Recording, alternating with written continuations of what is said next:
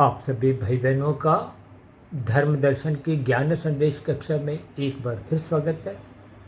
आज की चर्चा पाप कर्मों से एक भय से संबंधित स्थितियों पर करने जा रही है। देखिए, मनुष्य से नीचे की योनियों में तभी जाना पड़ता है जब मनुष्य योनि में मरते समय कारण शरीर में पाप कर्मों की स्थितियाँ मजबूत हो जाती हैं, या यूँ कहो कि पाप कर्मों की एक बहुलता होती है, पुण्य कर्मों की न्यूनता रह जाती है।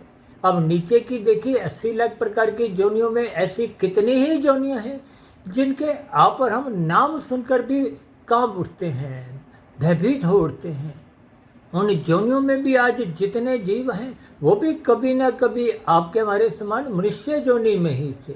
इसलिए मनुष्य जोनि का सदुपयोग करें, मिले हुए जीवन में सत्संग करते हुए पापमय स्थितियों से, बुराइयों से बचें।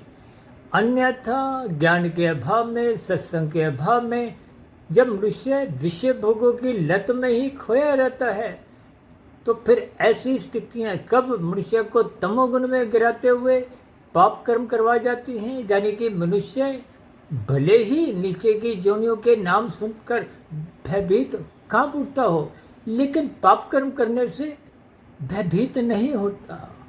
कहीं भी किसी भी प्रकार की उसमें कोई कमजोरी नहीं आती।